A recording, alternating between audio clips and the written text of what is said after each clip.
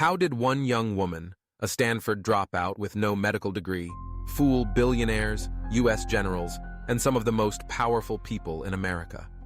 She promised a miracle machine that could test for hundreds of diseases with just a single drop of blood.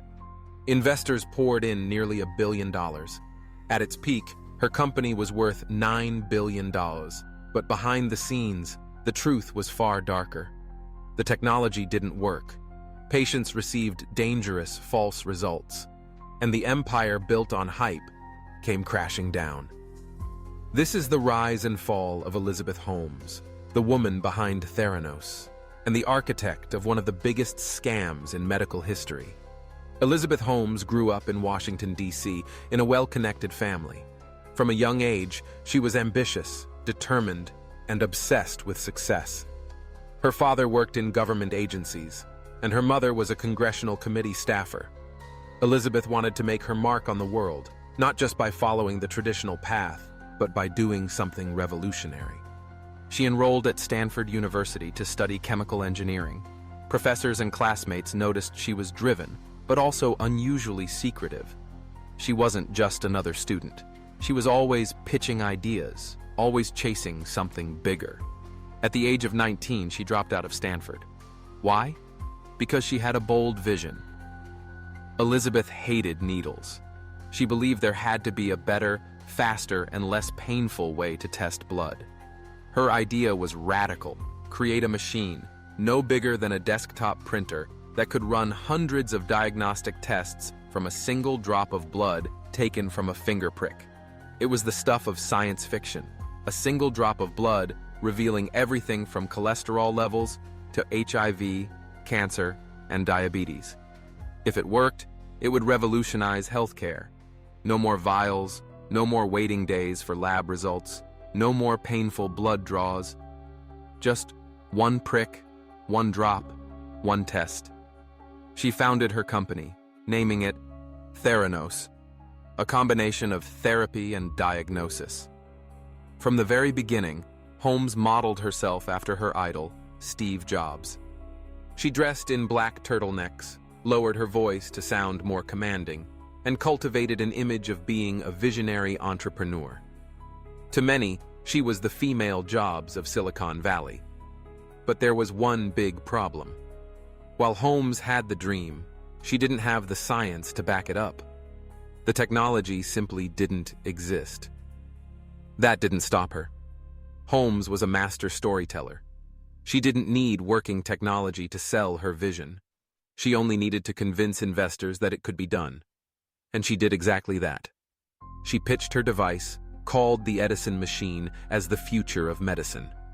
She claimed it could detect hundreds of conditions: cancer, cholesterol problems, infections, even genetic disorders, all with one drop of blood. Billionaires lined up to invest. Rupert Murdoch put in over $100 million. The Walton family, heirs to Walmart, invested. Betsy DeVos and her family poured in cash. Former U.S. Secretaries of State Henry Kissinger and George Shultz joined the board of directors. These weren't small-time investors. These were some of the most powerful, connected people in America. They weren't just buying into a company. They were buying into a dream they desperately wanted to be true. Theranos struck a massive deal with Walgreens to place its blood testing machines in pharmacies across the United States. Holmes was featured on the covers of Forbes, Fortune, and Inc. magazine. She was hailed as the youngest self-made female billionaire, valued at over $4.5 billion personally. Theranos itself reached a valuation of $9 billion. To the world, Holmes was proof that the future was here. She was the face of female entrepreneurship, a visionary breaking barriers in Silicon Valley. But behind the closed doors of Theranos, employees saw a very different picture. The Edison machines didn't work. They were unstable, error-prone, and incapable of performing the hundreds of tests Holmes claimed. At best, they could handle a handful of basic tests, and even those were often inaccurate.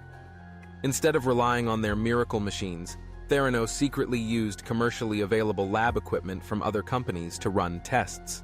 Patients believed they were getting revolutionary diagnostics when, in reality, Theranos employees were running samples on the same machines any hospital lab could buy. Some employees raised concerns. They saw patients getting false results. Imagine being told you have HIV when you don't. Imagine being told you're cancer-free when you actually have cancer. These weren't minor mistakes. These were life-altering, potentially deadly errors. But when employees spoke up, they were threatened. Holmes and her partner, Sunny Balwani, ran Theranos with an iron fist. Whistleblowers were silenced through intimidation, legal threats, and surveillance. The company's culture was one of secrecy and fear. No one dared question Elizabeth. Meanwhile, greed fueled everything. Investors didn't demand proof. Walgreens didn't thoroughly validate the technology before rolling it out. Board members, many of them with political rather than scientific backgrounds, lacked the expertise to challenge Holmes.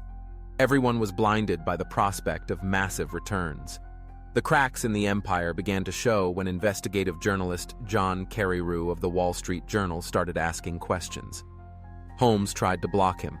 She pressured his editors, hired lawyers, and attempted to intimidate whistleblowers who spoke to him. But in 2015, Carreyrou published a groundbreaking exposé revealing the shocking truth. The Edison machine didn't work. The fallout was immediate. Walgreens ended its partnership. Regulators began investigations. The Centers for Medicare and Medicaid Services banned Holmes from running a lab for 2 years. Investors started suing. The image of Holmes as Silicon Valley's golden girl collapsed overnight. Theranos went from a $9 billion valuation to worthless. Patients who trusted the company were left betrayed. Employees who once believed in the mission felt used, and investors who poured in millions were left with nothing. In 2018, federal prosecutors charged Holmes and Sunny Balwani with multiple counts of fraud and conspiracy. They accused them of deceiving investors, doctors, and patients by knowingly promoting technology that didn't work. Holmes went on trial in 2021. The world watched as prosecutors laid out how she lied to secure investments, misled doctors, and endangered patients. In 2022, she was convicted on 4 counts of fraud and conspiracy. The sentencing was harsh, more than 11 years in prison. Sunny Balwani was also convicted and received nearly 13 years. The fall of Elizabeth Holmes wasn't just a personal downfall.